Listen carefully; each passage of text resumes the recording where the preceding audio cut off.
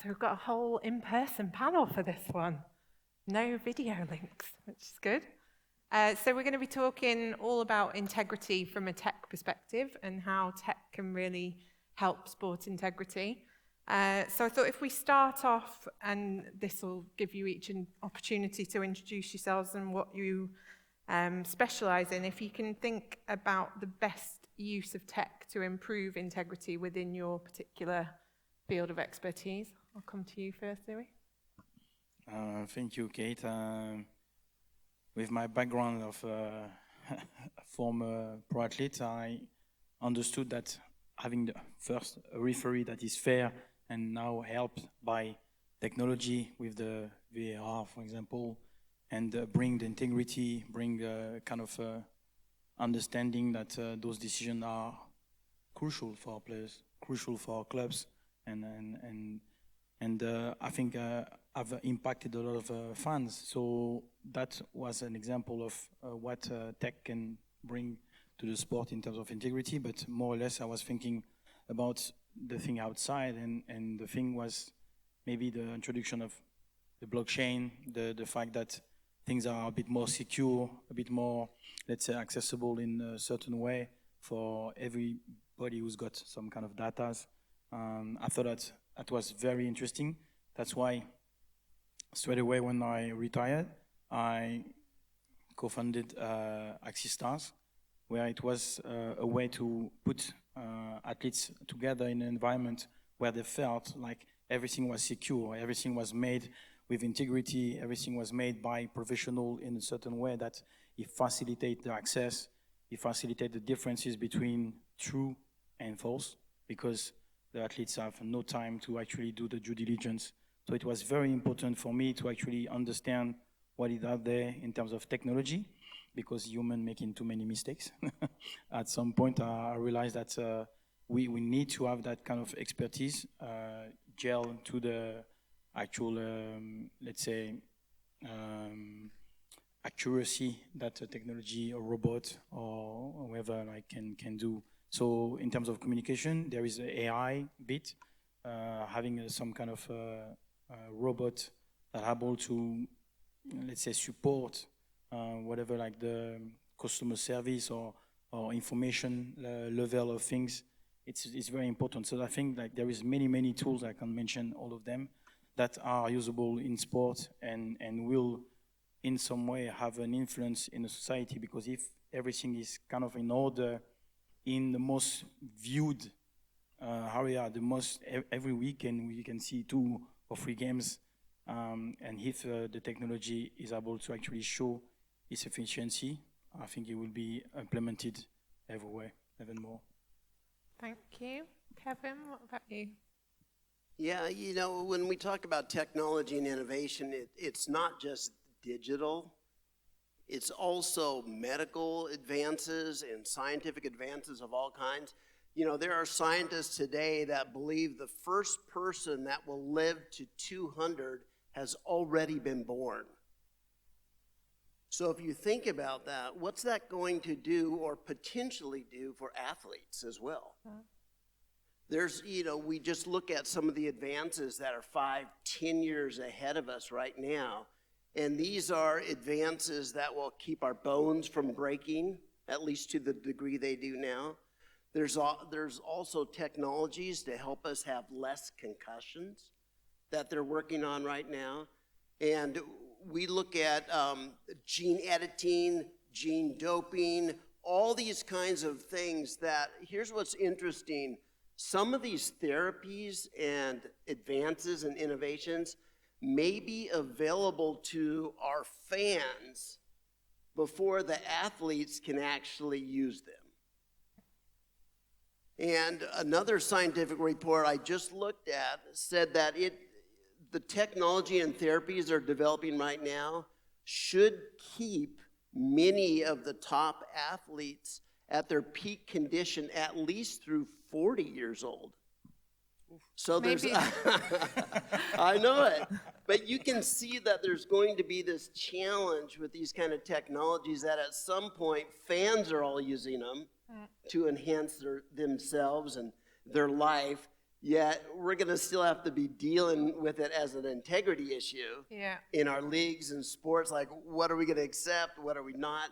Some of these things are actually untraceable when it comes. And then you look at some countries right now that are actually looking at analyzing the DNA so they could pre-select super athletes before they're even born. And so they pre-select these, and what's that mean for human rights? When the child is already designated before birth to be a super athlete and represent their country.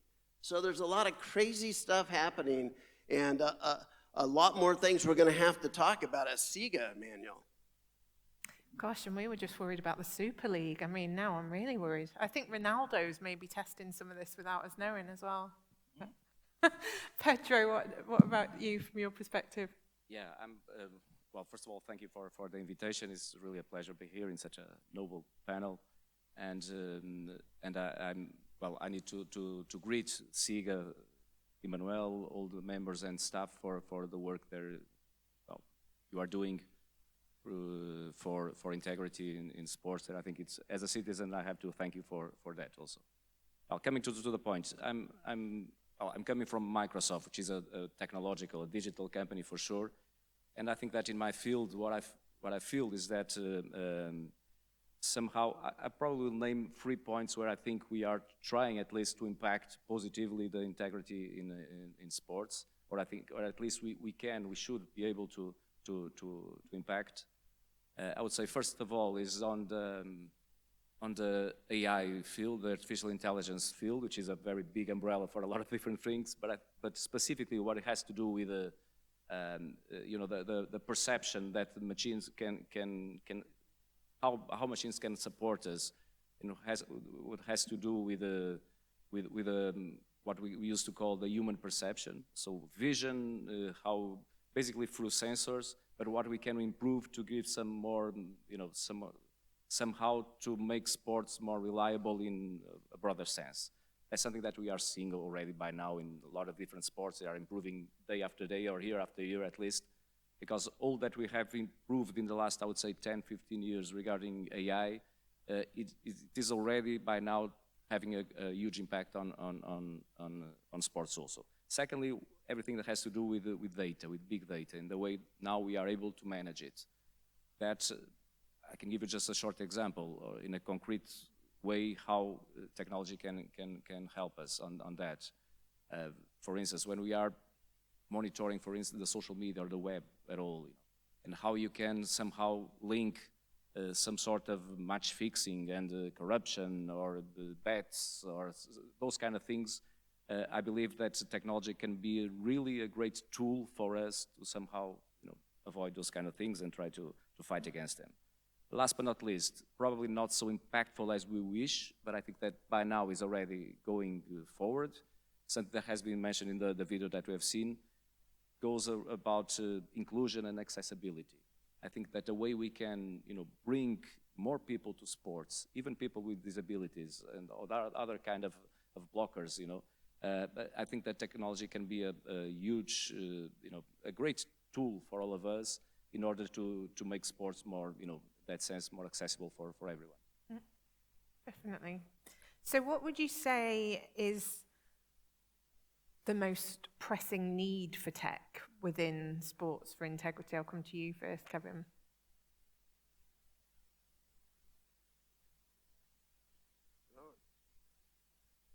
The most pressing, I don't know the most pressing, but it always comes back to data. In earlier sessions, everybody kept saying the same thing, data, data, data. But if you can envision, I'm coming from the United States, so it's American football that I'm kind of fixated on.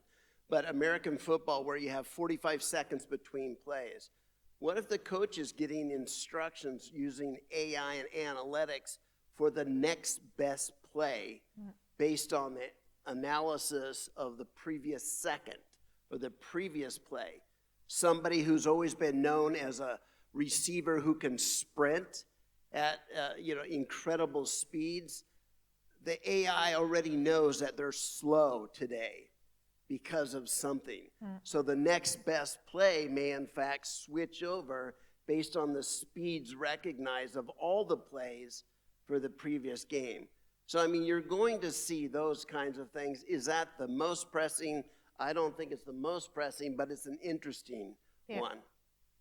Louis, from an athlete's perspective, that sort of thing, being able to use that data on the field and stuff, how would you feel as an athlete for that? Do you think that's the right sort of way to go, or would you be thinking you might have been slow up to that point in the match, but something could like kick in and...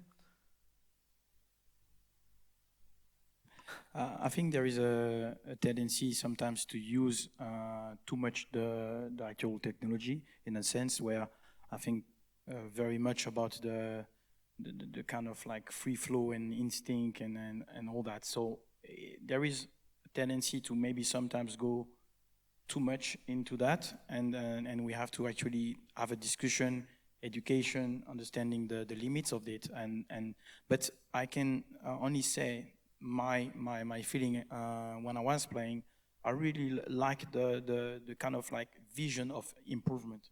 That's it. I just like understand, okay, there is like maybe when I have a bad game, I think, okay, this is where I really need to look for anything. Tech can help me, maybe spiritual, like a mental strength or whatever. So I will use that because I'm a competitor.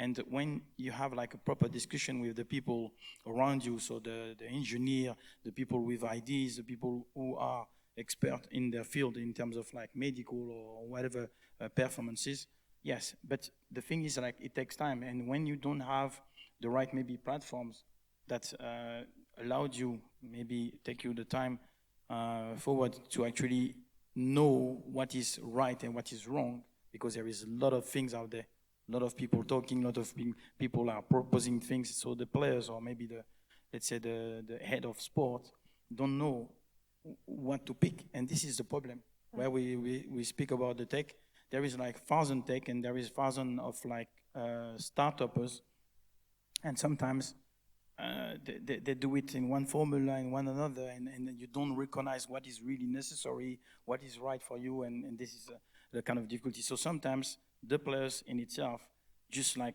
back off and say, you're not sure about what you're doing. I'm not messing my career 10, 15 years, you know, I'm not a guinea pig. So it's kind of like the right balance to have when you trust all those technology in once, because in this era, in the last 10 years, so many things happen. It went like very exponential, and some, like for example, the tennis player, if you can imagine a tennis player saying, oh yes, maybe this new racket or something, and you have to take this new grip, those guys have pressure to get results. So they're not guinea pigs, so you have to get it right. So this is the type of things I think in a perspective of an athlete, sometimes it's not easy because they don't have the time to just testing all those things coming from left, right, and center. So I think in some way we have the beauty, because this era is a lot of ideas. I think even technology allowed to have 1,000 ideas thrown into a place in conference like this, and it's amazing. But sometimes it could be scary when you have too much to choose from. Yeah, I think that whole theme about the kind of balance of art and science and how you can bring the two together was coming up in the session that you did yesterday morning, Kevin, as well. I suppose, Pedro, from a Microsoft point of view, when you're looking at AI and things, what kind of things are you doing as a company to make sure that the way that's being fueled is sort of sustainable for integrity in the long term? Yeah, I think this is a great question. I think for society at all, I would say, but specifically in sports, I think it's quite clear the dilemma that we are facing. So the first thing that I'm pushed to say is that probably that answer should not be that question. Sorry, should not be answered by someone coming from the technological industry. You know. Right. But I think that now, at least at Microsoft, we are doing this kind of reflection from the last few years, and I think we concluded something that is interesting. I think we are not like those kind of tech enthusiasts that feel that technology is always good. If you have some sort of development in each case, then we should use it. the best is that we should ask how to use it.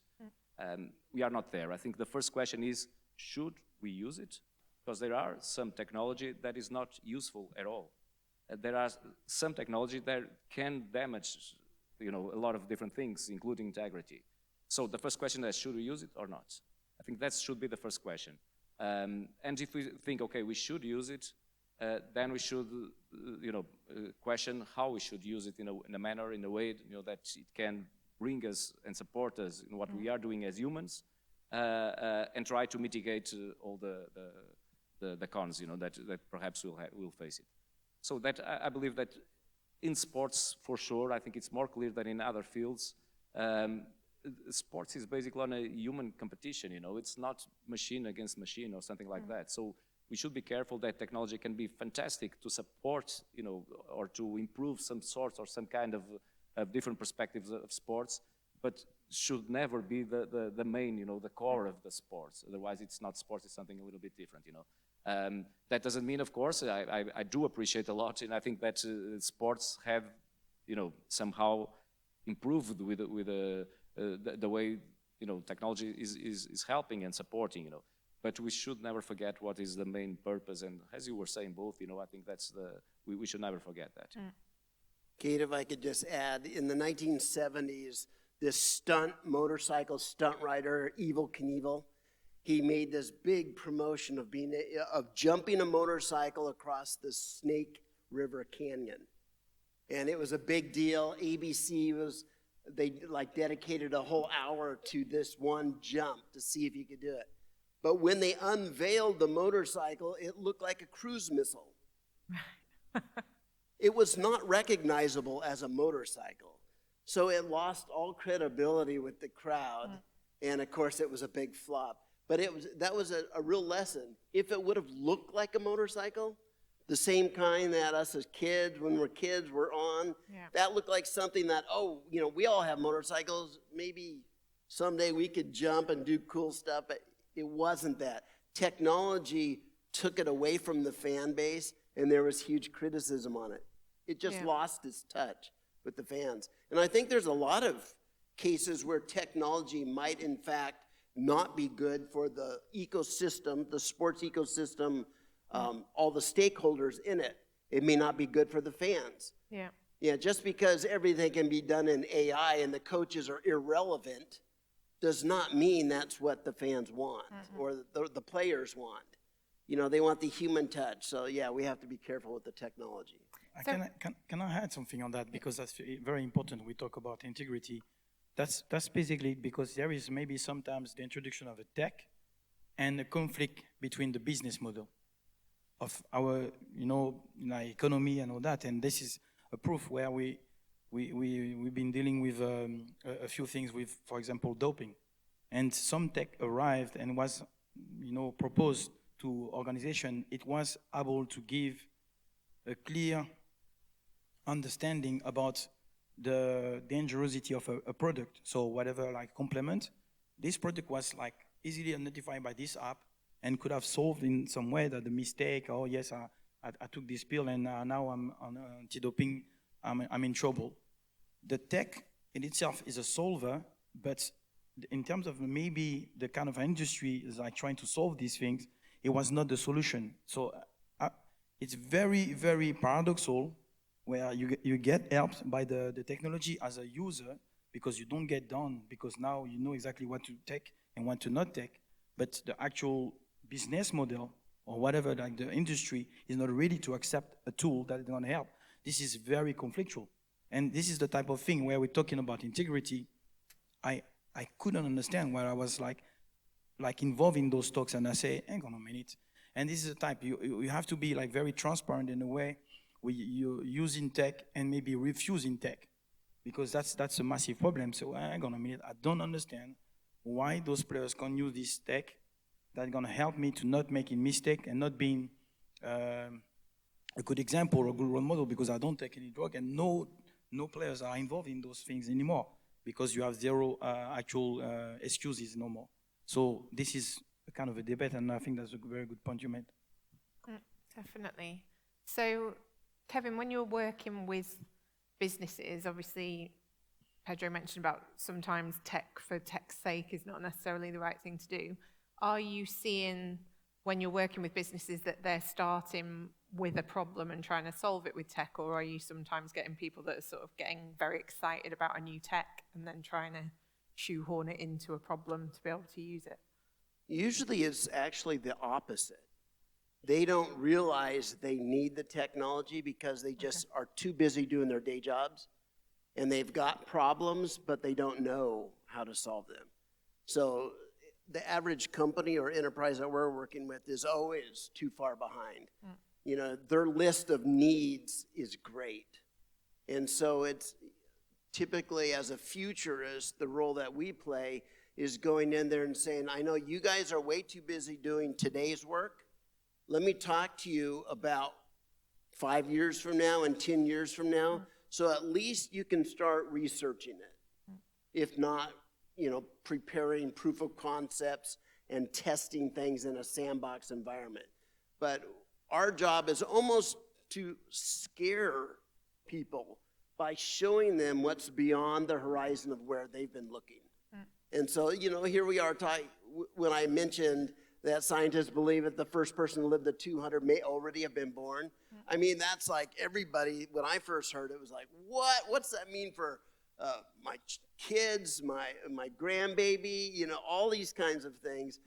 We all look at that, and then our minds race. Well, that's kind of the job of a futurist, is to look just over the horizon, bring that in so they could start thinking about it and planning. And I suppose to go back to Louis' point in terms of the tools for doping and stuff, how can we get the right combination of sort of sports experts and sports enthusiasts as well, from a point of view of understanding like the emotion of sport and what's needed, and then the tech expertise and the business models to kind of all align so that we're doing the right things and moving forward in the right way? Pedro, I don't know if you've got any. Yeah, it's the balance that is not easy to probably to achieve, but I think we have to get that balance. And I would say that in a simple word, I would say that we need the regulation. Something that is probably not for the tech enthusiasts like the Silicon Valley people. It's not that nice, this word probably, but I think that's what we need. We need regulations. So it has to do with everything that is going in our society. So this is one of the, as I was saying, dilemmas also that we have here.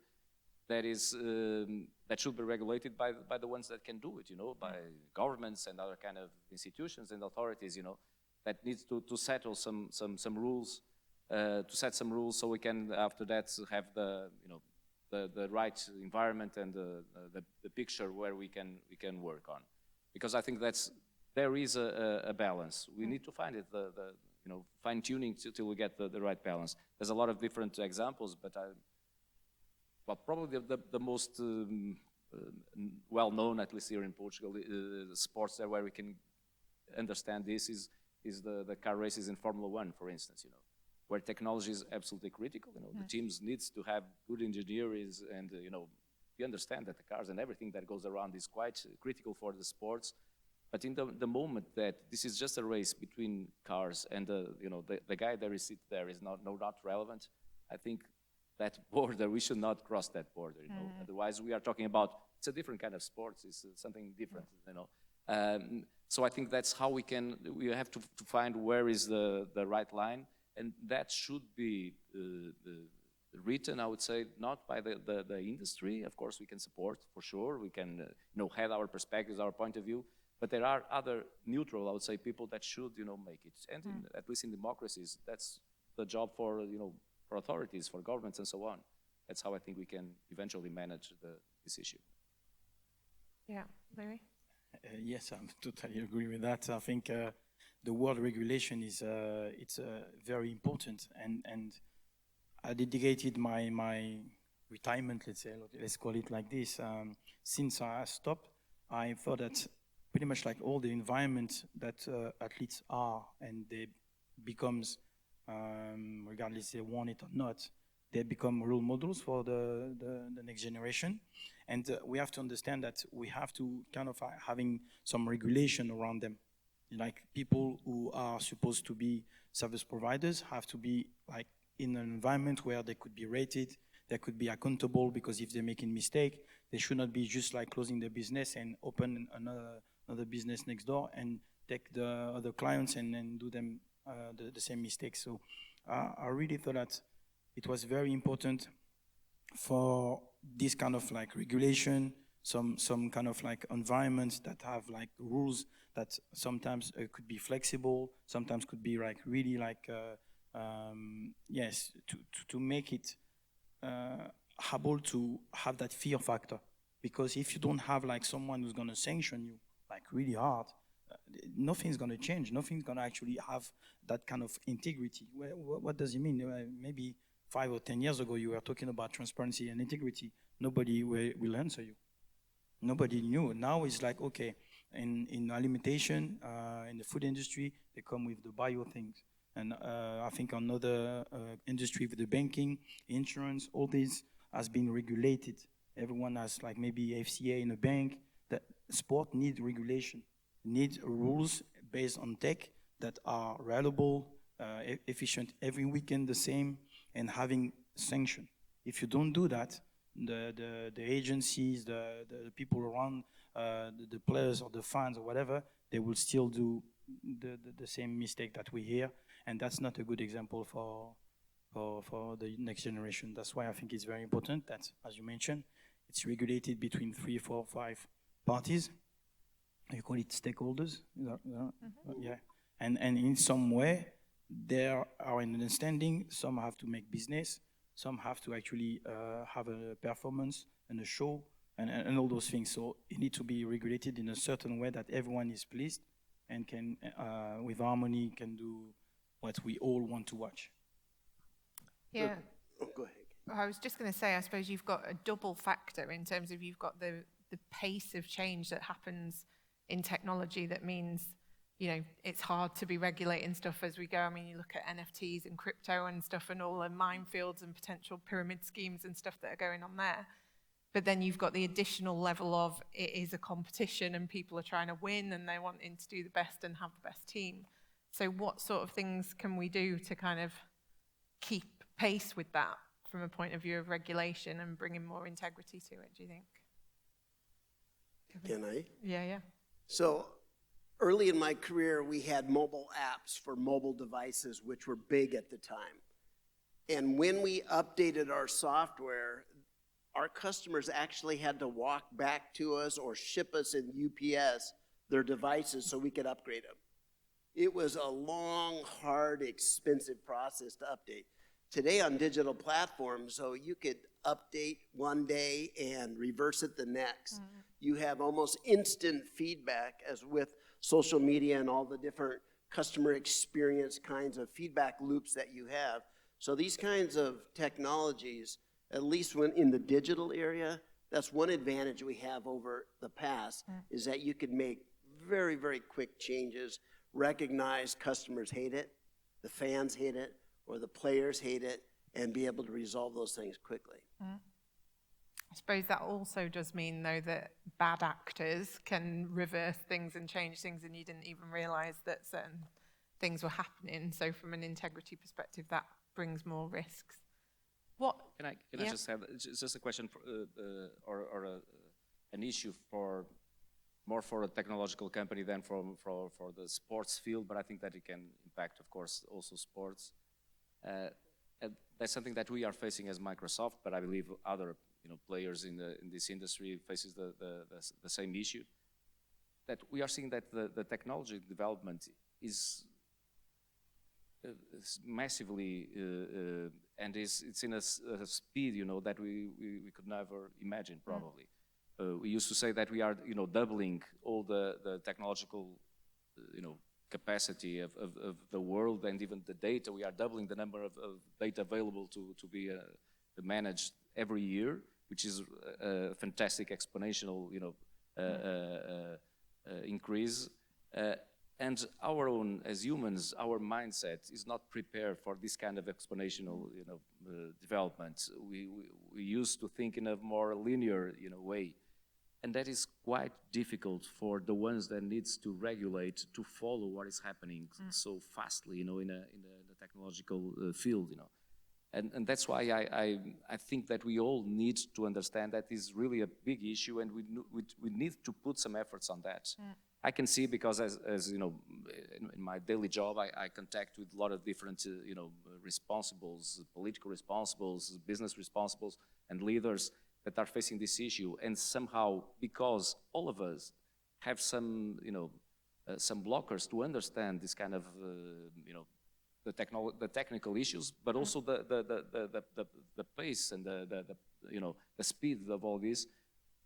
As humans, we try to, we don't understand it quite well, so yeah, let's put it aside, and we are not facing the issue. And I think that even if it's difficult, I think that, of course, the industry, but also all the other stakeholders need to come together and try to understand what's the best regulation for us as societies, as humanity, I would say, how we will face this revolution that we are facing. Because if we are going to do it in, I don't know, 10 years, 20 years, it might be too late for to regulate it. And I suppose it's getting the right people in to sort of educate those organizations and stuff. Certainly, I've seen that in, brands, that the senior people learnt their trade, whether that is sales, legal, marketing, before digital and the internet, and then they're trying to manage teams that they don't necessarily know the stuff that those people are doing. So I think there's quite an opportunity for sort of upward mentoring and support and stuff for senior teams in businesses, so that they're actually understanding the opportunities and the risks. I think it's important to understand the speed of this process. Yes, there is a process of education, and from that, the only thing to actually think right is slow down this process. You in terms of regulation, this is where smart people will say, okay, I have to use the time right, because if like everything go fast, nobody who is smart can actually get the right decision on. It's not possible. And for that, the regulator first mission is to maybe slow down the process of whatever it is. So I don't have the answer, but it's to have the courage to not just go on and just please maybe the shareholders. Because that's the thing. Those guys, they want it now. They want it like as quick as possible. They've been promised something, and then this is the problem. And this is what is the speed. It's because of that. So start from courage, because the benefit from everybody is going to be huge if you manage to do that. It won't happen to everybody if it's like only based from the one who really have the information and the vision. And this is the where that there is like a tendency to feel a bit oppressed, because there is too much information on the table. There is too much thing going on, and to pick, it's what I see as an athlete. It's like if there is too many things to choose from, so many opportunities missed because nothing is clearly understood. Sorry. Can I just, sorry, it's just a sentence before, because I agreeing with you, just saying that the pressure, unfortunately, is not only the shareholders or something like that, is all of us as individuals. I'll give you an example that is, from the competitions, not from Microsoft. If there's a new iPhone there, everybody goes and buys it immediately on the same day. We like this kind of speed somehow, and we are intuitively, we go, after it. So it is really an issue. Yeah. Well, when you were speaking, it was also making me think about, football and the pressure and the speed that there is in there. A manager is never given enough time, like they would be if they were in a business. You don't have a 2-year strategy. You have like a 3-game strategy. And that pressure is coming from the fans and from the owners. And so... Spot on. I mean it, because you look at Tuchel, who's just been sacked by Chelsea. He won the World Cup Champions Club. He won the Champions League. He won the League Cup, if I'm not wrong, one of the cup in his country. It's unbelievable, the pressure. And then there is the Super League last year, talking about kind of new model that is like looking to challenge the meritocracy. How people deserve to be in that league or not. And it was like, okay, but nobody is really educated to understand the actual mission behind all those things, why and this is because things are going so fast. Those guys wanted to have those things happen now. So they put it out there with a terrible marketing strategy. That's why these things, I think, failed. Maybe if there is some background where people may think, oh, maybe they have a point, but the actual like speed of things, they couldn't miss the opportunity, they done it, and wherever like they may have like thought with like, I don't know, lawyers or 100 lawyers or something like this, it went too fast. And then this is where I think the culture of this society is, yes, is getting all the time like, yeah, and the new iPhone is coming out, bam, everyone's doing the queue and all that, and yeah, this is need to be in some way, not maybe regulated, but slow down in some way, like these people can understand the society, can do better decision. Kevin, have you seen anything in the future that can help us have a bit more patience and slow down? Well, I think it's really interesting that, so humans are in circadian time. It's dictated by our need to eat and sleep and have emotional rest periods, physical rest periods. We need to eat on cycles that are normal. The world is dictated by, the moon and rotations, the moon's rotations and the sun, all that. So circadian time. But there's 3 continuums in time. There's circadian time, then there's digital time, and then there's future time. So digital time is how fast a computer could do things. And a supercomputer with AI that can do, trillions of processes per second. So that's a computer, and then you have future time, which is your ability to actually see the future and take actions on the future or take actions today that will impact the future. Yeah. So that is beyond the world we live in, which is circadian time. So it's interesting, how much of our life are we going to push out of our circadian time to digital, and then on into the future, so everything is being planned in the future. It's crazy. Well, it seems we're trying to keep up with digital time. I mean, I think about how many times a day I charge my phone, but I don't charge myself, and then I wonder why I'm tired. But yeah, I think because we're getting all of this stuff, there's an expectation that we can be moving at the same pace. So to wrap up, I'll ask each of you what sort of one thing you think we could be doing as humans working with technology to try to ensure that we're bringing integrity into sport. I'll start with you, Pedro. It's a hard question. I would say that everything that can improve the personal experience. I'm not sure if this is the right expression to explain what I mean, but it's something that sports is basically as human experience, most of all, And I think that if we can, bring sports to more people, so make it more, accessible and more open to everybody, and bring more people to participate, practicing, just watching or just being part of all the sports environment. I think that should be probably the main target, And I think that for it, technology can be quite supportive. If you have this idea that, that's what it is. It's a tool, Can be used for wrong or can be used for bad, for right or for wrong. But I think that if we are, clever enough to use it in the right way, I think that can be a perfect merge, and I think that it can be, better for everyone. Great. Kevin? In the 1980s, at the height of electronic music and music, or MTV with the music videos, MTV started running a series of unplugged concerts, right in the height of electronic music. And it was interesting how popular it was as an alternative. And I really think that we all need to have those kind of breaks where it's unplugged at different times, and pretty soon it's going to be a novel experience that's exciting and different. Yeah. Because we've stepped away from all the assistance we get from electronics. So I think it's important that we look at all the stakeholders. We look at the athletes, their mental pressures, the coaches, the mental pressures they have, the fans, what are they wanting on it, what's actually good for society, what does integrity stand for? Honesty, trust, all those things. And if we start having those kind of big goals together, and we have to be willing to give up some technologies to keep the integrity. Louis? I feel exactly the same. I think what is important, and that's why I'm very dedicated to what I do at the moment, first is to bring people together.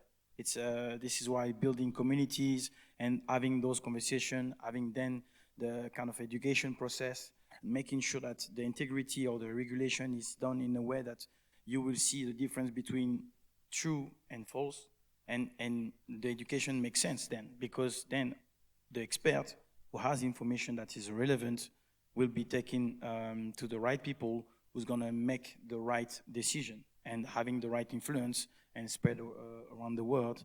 That's how I see it. That's the kind of vision. It's more or less having like the people together, the right people together, having that sense of education process that take times, so it suffer because nobody like to do that. But we explained this in this panel, the timing, the challenge of like the exponential development of things, and especially tech. So to have this environment that give you the time, the right time, and the frame to do those decisions is very important. Unless that technology will go ahead of humans, and we've seen in social media. I'm sorry, social media is great. There is some really good part on it, but you have like too many things going on in it. It's really hard to go and educate our children in this thing because of the amount of things they are going. So we need to bring the right information inside. Great. Thank you very much, all three of you. Thank you. Thank you, everyone.